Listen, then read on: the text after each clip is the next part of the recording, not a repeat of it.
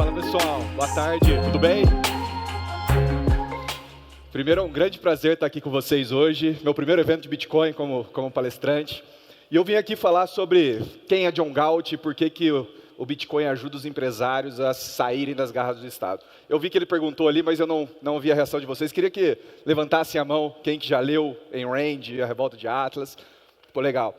Bom, quem é John Galt, então? Né? Aqui sou eu, não sou John Galt, mas uma rápida apresentação, como foi falado, eu fui CEO do G4 Educação aí por 4 anos, estive lá por 5 anos, de 2020 até fevereiro desse ano, então participei do crescimento da empresa e principalmente pude conhecer aí milhares de empresários que têm grande parte de suas dores, não só como crescer o seu negócio, como inovar, como fazer coisas importantes para a sociedade, ganhar dinheiro, mas principalmente como se proteger do Estado, né? E para quem ainda não leu, estou falhando aqui, para quem ainda não leu A Revolta de Atlas, queria fazer uma breve introdução aqui.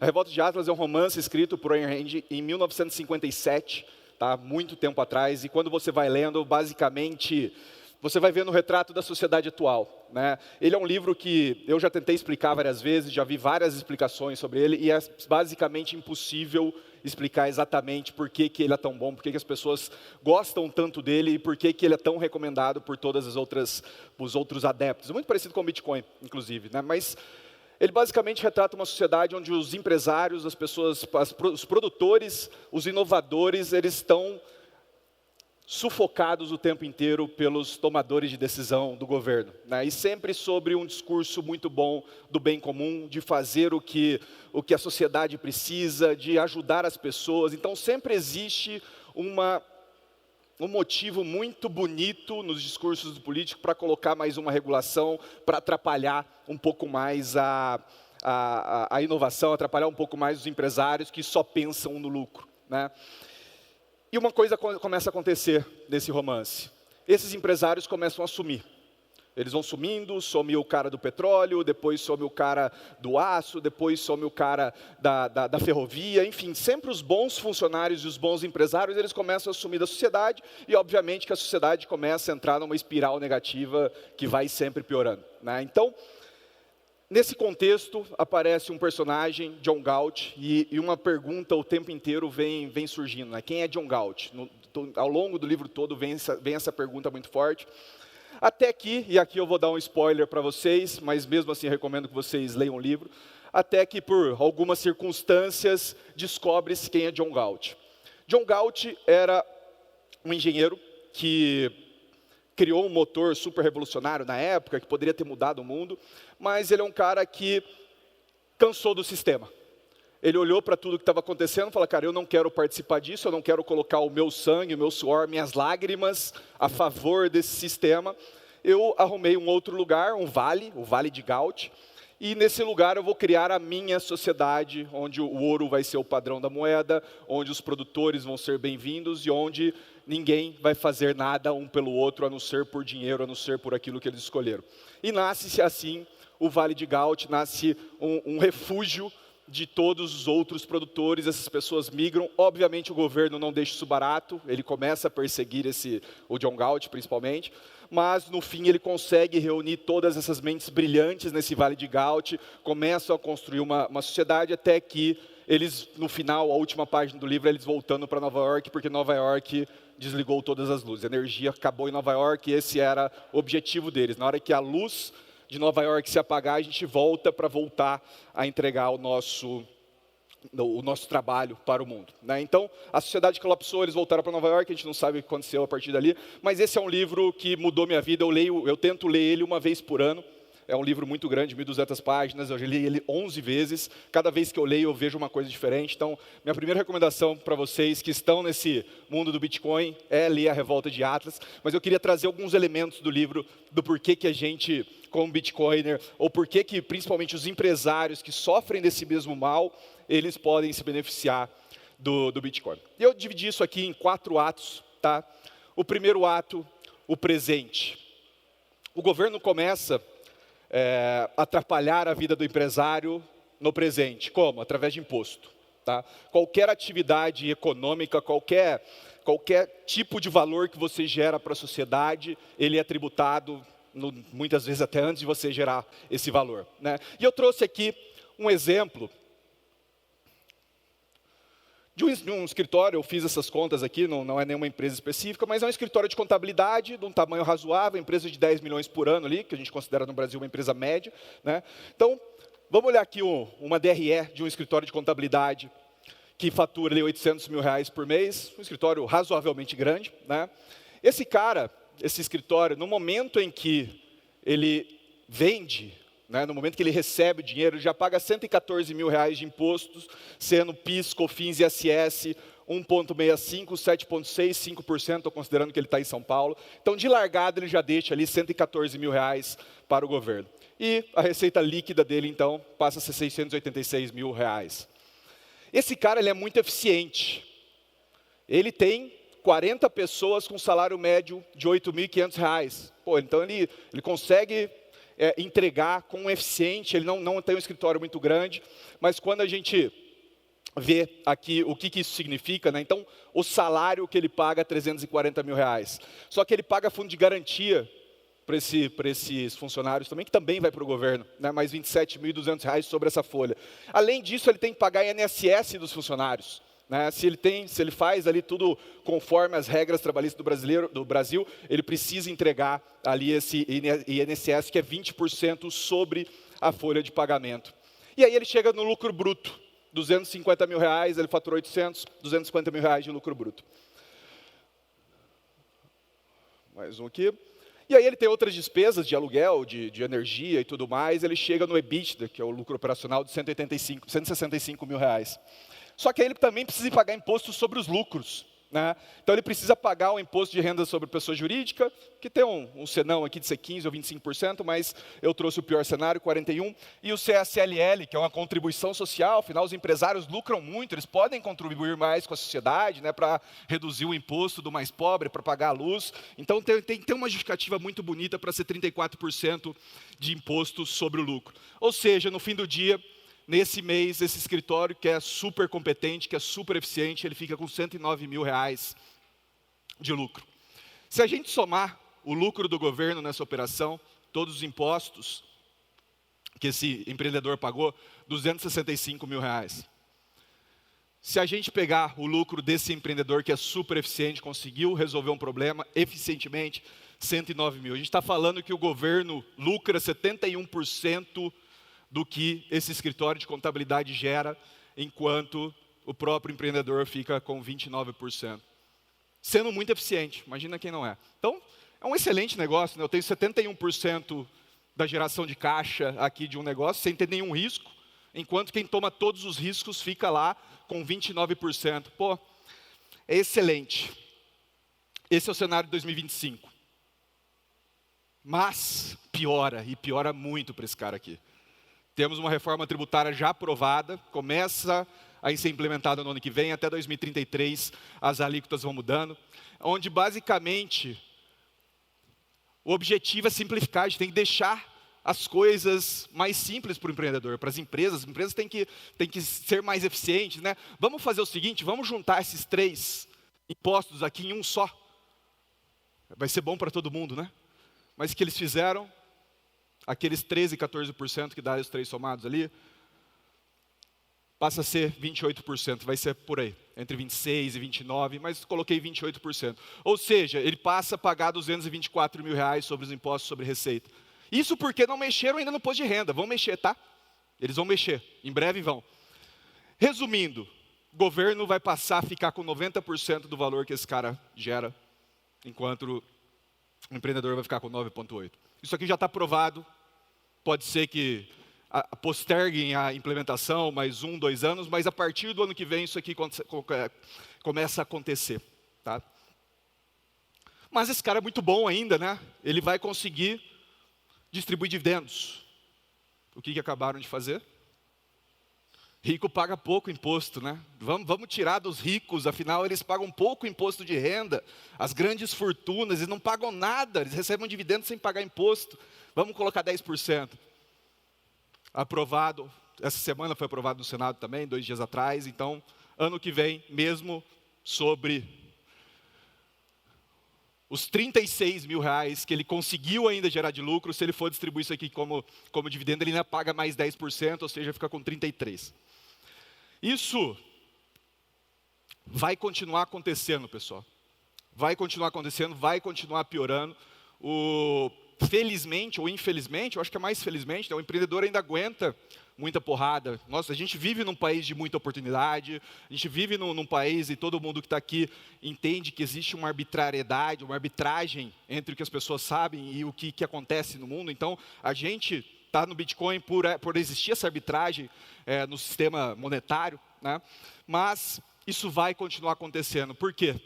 Porque o nosso problema não é técnico, ele não é econômico, nosso problema é moral. O problema é que nós temos, como cultura, a nossa sociedade brasileira ela evoluiu sob essa cultura de que existem os bons e existem os maus, e os maus geralmente são empresários, né? 76% dos brasileiros apoiam imposto mínimo para mais ricos. Essa janela só vai se fechar. Cada vez mais o empresário vai ser agarrado pelo Estado mais do que já é. Tá? Essa passagem, a Ayn Rand, a autora do livro da Revolta de Atlas, né, que é quando a virtude é tributada e a incompetência subsidiada, o colapso é questão de tempo. Quando a gente tira dinheiro dos ricos para os pobres, do jeito que o governo fala, eu estou super ok da gente fazer isso em alguma medida, acho justo, mas não 90-10, né, principalmente para se perder em toda a infraestrutura do governo. Passo agora para o ato 1.5, o dinheiro. Falamos então do presente, agora eu quero fazer um parênteses aqui para falar sobre o dinheiro. No fim do dia, pessoal, acho que todo mundo aqui já escutou várias coisas sobre o dinheiro, enfim, todos os nossos estudos sobre o Bitcoin, mas no fim do dia, o que é o dinheiro? O dinheiro é nosso tempo e nossa energia armazenado em algo concreto, certo? Eu vendi 30 dias da minha energia, para isso eu recebi um salário, esse salário veio em forma de dinheiro, então aquela quantidade de dinheiro significa 30 dias. Então eu queria que vocês tivessem essa definição aqui. Dinheiro é uma forma de eu armazenar meu tempo e minha energia que eu vendi e outras pessoas me deram esse dinheiro, então isso significa meu tempo e minha energia para os próximos atos. Tá? E aí tem essa passagem, para mim é a parte alta do livro, ele não é a parte mais famosa, mas a passagem onde em um casamento, um dos personagens, Francisco d'Ancônia, ele escuta alguém falando que o dinheiro é a raiz de todo mal. E ele fala alguma coisa parecida com isso aqui. Então você acha que o dinheiro é a raiz de todo mal? Você já se perguntou qual que é a raiz do dinheiro? O dinheiro é uma ferramenta de troca que só pode existir se houver homens que produzem. O dinheiro não é a ferramenta dos parasitas que exigem seu produto através de lágrimas, nem dos saqueadores que o tomam de você pela força. O dinheiro é a forma material do princípio de que os homens que querem negociar um com os outros precisam trocar um valor por outro. É isso que o senhor considera mal? Esse discurso que deve ter umas 6 páginas, recomendo muito. Se você não quiser, não gostar de ler, pega ele, procura ou procura no Google, procura lá, Discurso sobre o Dinheiro de Francisco d'Ancônia. Tem bastante sites colocando isso. Então, falamos do presente, vamos falar sobre agora o futuro, né? Enquanto o governo, no presente, está nos rouba das empresas, das pessoas físicas também, através de impostos, ele também está nos roubando através de dívida. Ao mesmo tempo, ele já está roubando o meu tempo e minha energia, ou seja, está me roubando eu. No futuro, ele também está me roubando através de dívida, né? Mas o que é a dívida do governo, né? É basicamente o governo falando assim, olha, eu tenho um compromisso de campanha, eu preciso ajudar os mais pobres, a gente tem que fazer aqui a justiça social, mas eu não tenho dinheiro. Eu não tenho dinheiro, acabou, eu já te tributo o máximo. Subir imposto é uma atitude que atrapalha a eleição. Qual que é o objetivo de um político? É ganhar voto. O político está sempre preocupado, na média, 2 anos. Daqui 2 anos, o que vai acontecer? No máximo 4. Alguns vão pensar em 6, 8, mas é isso, ele não está preocupado com o que é melhor para o país, como que vai ser no médio e longo prazo, ele está preocupado com a próxima eleição. Então ele está me dizendo o seguinte: eu não tenho dinheiro para cumprir minhas promessas. Aumentar imposto é impopular, não vou ganhar voto, então não vou fazer mais isso. Eu emito um título e prometo que no futuro alguém vai trabalhar esse tempo, essa energia para te pagar esse título. Alguém. Eu não vou ser, porque eu só tomo, eu não produzo nada. Mas para você ficar feliz, toma aqui o IPCA mais 7. Para você ganhar um dinheiro, você achar que você vai ganhar um dinheiro. Então, é basicamente isso a dívida. Ele está roubando o nosso tempo do futuro, o tempo dos nossos filhos, o tempo dos nossos netos. Tá? E de quanto que a gente está falando? Essa aqui é a evolução da dívida pública do Brasil de 2010 a 2025. Então a gente saiu de 1,69 trilhões para 7,88. Percebam que não é coisa de direita, esquerda, Lula, Bolsonaro, é todo mundo sempre vai ganhar. Então, prestem atenção nesse número: 8 trilhões de reais é a dívida do Brasil hoje. Mas quando que é o roubo presente? Ele já está roubando 8 tri do futuro. Por ano, no ano passado, 2,7 tri de arrecadação. 2,7 tri de roubo que o governo teve. Ou seja, 2,7 para 8, a gente está falando entre 2,5 e 3. 2,5 e 3 anos que ele já roubou o nosso futuro. Se ele não gastar mais nada. Se ele parar, o governo não gasta mais R$1, continua arrecadando, a gente precisa de 3 anos de trabalho para pagar aquilo que já foi gasto. Primeira coisa que a gente pensa: o Lula é foda, Vou embora para os Estados Unidos. Mesma situação, pior ainda. Os Estados Unidos é pior que o Brasil nesse sentido. Isso aqui é a dívida americana, o saldo da dívida, de acordo com presidentes democratas e republicanos. Então você veja que o primeiro mandato do Trump, o Obama duplicou, o Trump foi lá, colocou mais 40% aqui, Biden já... Cara, não é uma coisa de republicano, democrata, direita, esquerda, é como as coisas funcionam. É um incentivo político de uma democracia esse. Estou barato aqui. O incentivo político, o incentivo para os políticos é fazer isso aqui. Olha como que funciona, olha como que é o gráfico da dívida dos Estados Unidos desde a independência, lá em 1776. Aí tem um memezinho lá: o Bitcoin é muito arriscado, eu prefiro ficar com dinheiro. Como que a gente olha para um negócio desse aqui e acha que tem saída? Então imaginem que a gente é o CEO do governo americano. Você tem lá uma dívida de 38 trilhões. É isso que você sabe sobre o governo agora.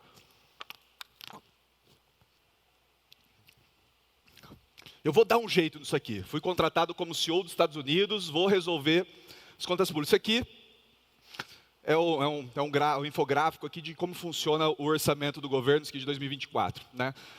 Resumo: 4,9 trilhões de arrecadação, de roubo presente, 6,8 de gastos. Então, 1,8 trilhões de déficit. 1,8 trilhões de dólares de déficit. E deve 38. Então, todo ano, se nada mudar, eu devo mais 1,8 esse ano. Além disso, eu tenho que pagar 38, que tem juros também. Eu sou CEO, fui contratado, vou fazer um turnaround nisso aqui. Primeira coisa como CEO que eu vou fazer é olhar para as receitas. Qualquer CEO que chega, como que a empresa faz dinheiro e tal, então vou olhar aqui os verdes. Qual que é o principal?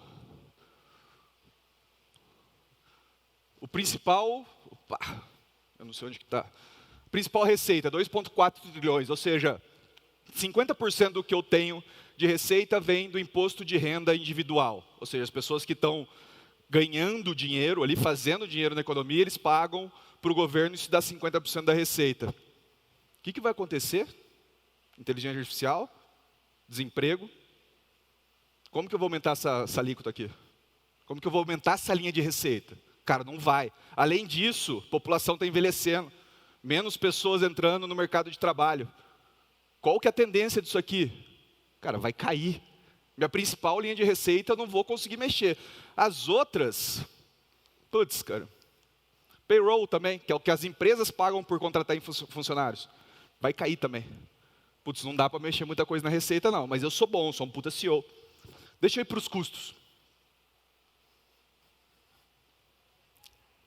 Os 3 principais custos.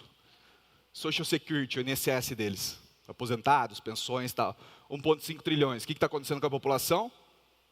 Envelhecendo. Vai aumentar. Não tem o que fazer. Você vai falar que agora não tem mais aposentadoria? Posso fazer uma reforma? Tá, beleza, daqui 10 anos talvez você tenha algum retorno. Healthcare.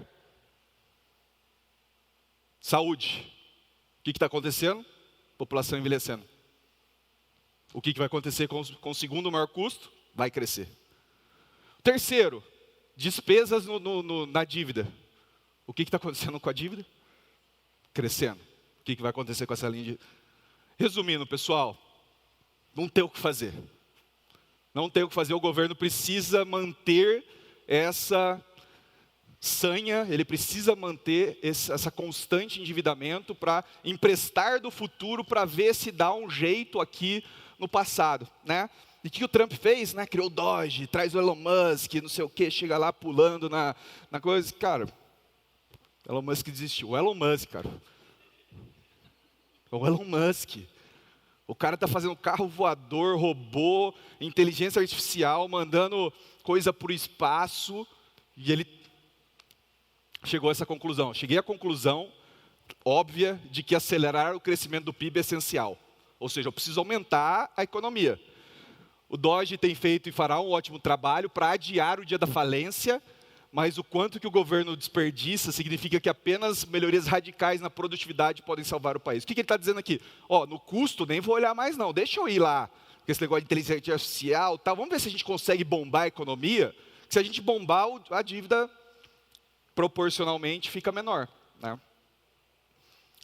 Resumindo, não tem o que fazer, o governo vai continuar roubando o nosso futuro, como que ele vai fazer em cima das pessoas que têm para entregar, principalmente empresários, principalmente a classe, que o governo chama de super ricos, né? Mas a classe média alta, é onde ainda dá para puxar.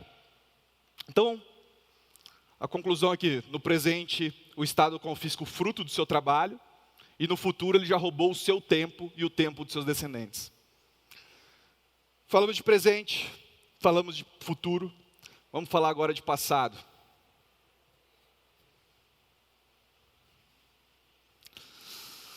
Então, além de te roubar no presente através de imposto e no futuro através de dívida, o Estado também te rouba o passado através da inflação. Você conquistou um dinheiro que é seu tempo e sua energia que você colocou lá atrás. Tem esse dinheiro agora. E esse dinheiro é desvalorizado. O que ele está fazendo? Está roubando o seu passado. Está roubando o seu tempo do passado, cara. Olha que loucura. É uma loucura. É triste. Ao mesmo tempo é bonito, porque a gente achou solução. Nós temos aqui a solução. Nessa sala aqui está todo mundo alinhado que a gente tem a solução, né? E sempre que a gente fala isso, principalmente para uma plateia menos... me fugiu a palavra aqui, mas uma plateia menos ciente do problema, né? Fala, cara, mas inflação, IPCA aí, 4%, 5%. E essa talvez seja a maior sacanagem do mundo, né? A gente ter um índice de inflação, onde a gente basicamente indexa toda a economia em cima desse índice, né? O que é o índice da inflação? Cara, transporte público, né? Preço de passagem de ônibus tem um peso de 16% no IPCA. E eles não divulgam exatamente como é que é o cálculo, não. Falam, alimentação tem 22%, transporte 16%. Cara, para a grande maioria de nós aqui, qual que é o impacto se a passagem está R$5 ou está 5,20? Nenhum. Foda-se. Foda-se o preço da passagem. Isso não me impacta nada. O arroz é o item que tem o item único que tem maior impacto no IPCA, o arroz, no supermercado. Cara, se o arroz está custando 18 ou 19, também não faz diferença para a gente. Para a maior parte da população faz. Mas não é como eu quero medir a minha inflação. Cara, eu quero comer chorizo. Eu quero comer restaurante, eu quero comer carne, eu quero comer as coisas boas, né? E aí a gente tem o Google, né? Pô, Fazenda Churrascada, a maioria de vocês deve conhecer, o restaurante tem aqui em São Paulo, bom. Em agosto de 2020... E dá para você olhar no Google. Esse é um exercício muito legal de fazer. Você entra no Google Maps e vai olhando a foto do cardápio, tem lá 3 anos atrás, 5 anos atrás. R$68 estava o chorizo. 2025, 102. Me falaram que está 120 já, mas eu só achei a foto do 102, tá? Então eu fiz a conta do 102. Se a gente for na calculadora do IPCA do governo, que está lá no IBGE, transparência, a gente quer mostrar tudo, a inflação acumulada no período 37%. Ou seja, o chouriço deveria estar custando R$ 86. 102 sobre 68, que é a conta aqui, 50% versus 37% do IPCA. Mas tem mais um porém, né? Tudo que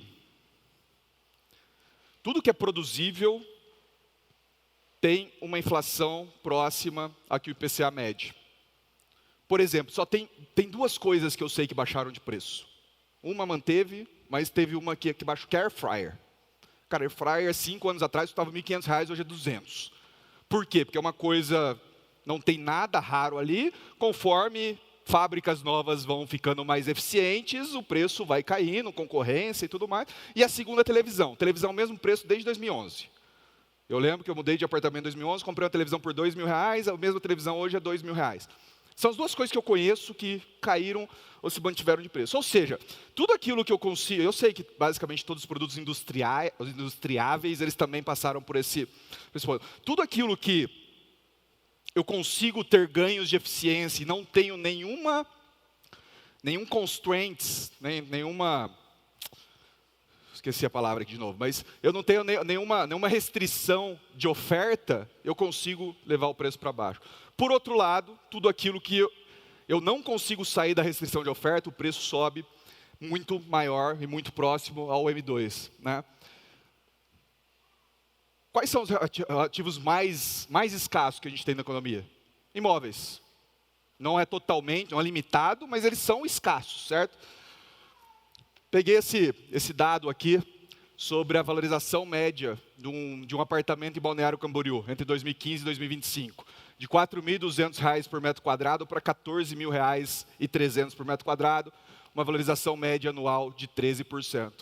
Só que eu conheço bastante Balneário Camboriú, eu vi o quanto que a cidade cresceu, quantos novos imóveis foram impressos naquela cidade. Mas tem a Avenida Atlântica, que é a avenida em frente do mar, que lá é mais escasso do que Balneário Camboriú como um todo. Né? Se a gente pegar essa área mais escassa, ela saiu de R$ 9.500 por metro quadrado para R$ 45 a R$ 55 mil o metro quadrado. Ou seja, tudo aquilo que é realmente escasso, tudo aquilo, todos os ativos, né, e aqui eu posso colocar até ações de empresa nessa conta também, elas vão variar mais ou menos na variação do M2. Que existe toda a discussão se é isso que traz inflação, se não é, não vou entrar nisso aqui, mas é muito próximo disso. Tá? É muito próximo do IPCA. E você vê aqui que a gente tem basicamente três derivadas aqui. Né? A gente tem lá o que era do Plano Real até 2008, aumentou aqui até 2020 subiu 17% ao ano de crescimento, muito próximo, acho que é para trás, muito próximo dos 13% de Balneário Camboriú e um pouco menor do que Balneário. Ah, mas o Milei foi na Argentina, falou que vai fechar o Banco Central. Cara, olha o gráfico da Argentina. Olha a seta. Aquela seta foi a eleição do Milei. Vai continuar a mesma coisa. Dado o sistema que a gente vive, dado que a gente está numa democracia e que versus todos os outros é o melhor que a gente conhece, não dá para falar, então a gente tem que sair da democracia? Não, eu acho que não. Né? Só se eu for imperador. Se eu for imperador, eu acho que eu gostaria de ser da democracia, mas não é esse o cenário que a gente vive. Então, não tem o que a gente fazer contra o passado. O governo precisa tributar o máximo que ele pode agora, ele precisa tributar o máximo que ele pode no futuro, e ele precisa roubar o máximo que ele pode do passado através de impressão de dinheiro. Esse é o padrão que a gente vive. Por quê? Porque o governo precisa de votos. Votos ele vai conseguir como? Gastando mais. Simples assim. É até triste o tanto que é simples. Né? E aí a gente vem para o ato 4. Quem é John Galt? Né? Então lembrando que John Galt foi o cara que se recusou a estar no sistema do livro da Revolta de Atlas e criou o seu próprio sistema. E aqui eu tenho uma passagem, que ela está um pouco grande, eu vou dar uma resumida, mas basicamente uma das produtoras chegou nesse Vale de Galt e estava mostrando ali como que funcionava, tal. John Galt estava apresentando para ela, E uma placa informava, Casa da Moeda Mulligan. Aí ela perguntou, por que Mulligan tem isso? Aí o Gault enfiou a mão no bolso, colocou 2 pequenas moedas na palma estendida, eram pequenos discos de ouro. Ou seja, era uma moeda forte, a mais forte que eles conheciam. E olha que 1971 não tinha acontecido aqui ainda, tá? Lembra que o livro é de 1957, não existia a impressão de dinheiro que a gente tem hoje, né? Nelas via tal. É o dinheiro que usamos aqui, feito na Casa da Moeda de Mulligan. Aí ela pergunta, né, mas com que autoridade? Quem que deu essa autoridade? Veja o que está gravado na moeda nos 2 lados. O que vocês usam como trocado? Também moedas cunhadas, só que de prata. Não aceitamos nenhuma outra moeda aqui no Vale, só aceitamos valores objetivos. Ou seja, aqui é só ouro e prata. Não venha com seus papéis impressos, uma tinta especial verde e coloquem aqui. Parece algo que surgiu na primeira manhã na era dos meus ancestrais. E todo o livro ela traz essa era dos ancestrais como sendo a era de ouro dos Estados Unidos, a era que os produtores eram exaltados e tudo mais. Então, quem é o nosso John Galt? Eu sempre que eu li esse livro pela primeira vez em 2011, então eu sempre me perguntava, cara, cadê o John Galt? Eu achava que ia vir um empresário e tomar o poder, não, mas conseguir se eleger e virar um presidente, e fazer reformas para o mercado, e vai vir um ministro. Eu sempre tive essa esperança que viria um John Galt para nos salvar. Só que o John Galt veio de uma maneira diferente. Ele, fazendo um paralelo aqui, né? O John Galt, será que ele pode ser o Satoshi? Um cara que percebeu onde ele estava, percebeu como funcionavam as coisas, se recusou a viver naquele padrão, criou um outro padrão e trouxe outras pessoas para viver aquele padrão. Então eu fiz um comparativo aqui, né? O primeiro, né, consciência moral, a primeira parte, entender o que estava acontecendo. Perceber que o sistema moral estava invertido. Satoshi fez isso, John Galt também. Entendeu que quem produz sustenta quem saqueia. Ou seja, os saqueadores pegam o dinheiro de quem produz. Cara, por mais que Satoshi não expressou isso com palavras, ele expressou ali no objeto que ele criou, né? Então os dois sim. Recusou-se a continuar alimentando o sistema. Os dois fizeram essa mesma coisa. E aí vamos para a solução, né? O que eles fizeram, dado que eles estavam alinhados nessa consciência moral? A solução. Criou uma alternativa fora do sistema. John Galt foi lá e criou o Vale de Galt. Satoshi criou o Bitcoin. Construiu algo que não dependia do Estado. Óbvio, os dois. Criou uma base moral antes de criar a solução. Os dois. E aí eu vou analisar um terceiro, que é a estratégia de go-to-market, que a gente fala no empreendedorismo, né? Como que as pessoas vão saber que isso existe? E aqui entra a primeira diferença entre eles, né? Os dois desapareceram depois que criaram a solução. Os dois deixaram discípulos para continuar o seu movimento. A diferença está no evangelizar e tentar convencer outros. O Satoshi basicamente não fez isso, ele fez muito no início, mas foi quase que orgânico ali, né? O John Galt, ele ia para o mundo normal e tentava trazer as pessoas que ele acreditava para fazer aquele papel. E aí o Satoshi se despede ali com a frase, né? Bitcoin is in good hands, eu vou fazer outras coisas. E essa reflexão me veio muito forte ao longo dos últimos tempos, de que, cara, quando eu saí do G4 em fevereiro, né, continuo como sócio lá, mas saí do dia a dia, eu fiquei pensando muito, o que eu vou fazer, o que eu não quero, o que eu quero, e toda a minha curiosidade foi para o Bitcoin. Eu achei que quando eu saísse eu ia mexer com inteligência artificial, porque eu não estava conseguindo estudar, é uma coisa que vai mudar o mundo, continuo acreditando nisso, mas, cara, basicamente todo o meu tempo acordado era dedicado ao Bitcoin. E aí a conclusão que eu tive é de que, conhecendo os empresários, como eu pude conhecer nos últimos anos, conhecendo a solução do Bitcoin, existe uma necessidade muito grande de evangelização, de uma ponte entre esses dois mundos. Cara, o empresário está preocupado com o cara que faltou, ele está preocupado com a reforma tributária, ele está preocupado que o contador dele não mandou o IFRS lá para... esqueci o nome demonstrativo lá para a Receita, ele está preocupado que o concorrente dele lançou outro produto, ele está preocupado que a loja dele vai virar um prédio, e o dono da loja já deu o ultimato para ele sair em 6 meses. Cara, ele está cheio de problemas, ele está pagando incêndio o dia todo. Eu não vou dizer que é impossível, porque muitos fizeram, mas é altamente improvável que o empresário ele saia do dia a dia dele ali, tenha as 50, 100 horas que a gente fala que precisaria para entender o Bitcoin. Então, existe uma necessidade de evangelização muito grande desse público, porque é ele que está sofrendo. Ele é o principal sofredor do sistema. A gente fala muito sobre pessoa física, também se aplica a gente, mas, cara, o cara que está lá na batalha todos os dias, esse cara sofre por conta do Estado. E é esse o papel que o Satoshi deixou para a gente. Ele deixou esse papel da evangelização, de levar a palavra para os seus discípulos. Aqui eu diria que temos vários de nós, eu me considero hoje um deles, porque, enfim, minha curiosidade me levou para isso. Estou aqui falando com vocês. Então, é um pouco disso que está me movendo hoje em dia. É um pouco de entender esse presente, passado e futuro. E entender mais do que isso, que não vai melhorar, cara. Não tem voto que faça isso. Não tem Paulo Guedes, não tem Trump, não tem Musk. Não tem. A solução é individual. A solução vem de baixo para cima. É a primeira solução que a gente pode optar. Cara, está acontecendo aqui. Eu posso fazer isso aqui, eu só preciso conhecer. Então, no fim do dia, o John Galt criou o Código Moral da Liberdade. E o Satoshi o programou. E cabe a gente tomar a decisão de qual padrão a gente quer seguir. A gente quer continuar sendo mais do que escravo do Estado. A gente quer continuar sendo esfolado pelo Estado o tempo todo. Eu pensei aqui para não falar uma palavra muito forte, mas a gente tem opção.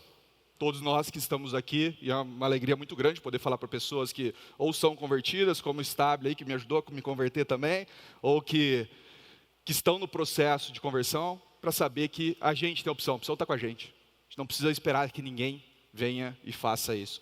O Bitcoin é inviolável, inconfiscável, inimprimível, se é que essa palavra existe. Então, basta a gente tomar a decisão de escolher por ela. E eu queria fechar aqui com essa última frase de que o Estado te rouba no presente, através dos impostos. O Estado te rouba no futuro, através de dívida. E ainda te rouba no passado, através de impressão de moeda. Você pode tentar mudar isso através do seu voto. Eu desejo boa sorte para você, torço para que você seja bem sucedido na sua empreitada. Ou você pode ser como o Joe Galt e adotar o padrão do Bitcoin hoje. Muito obrigado, pessoal.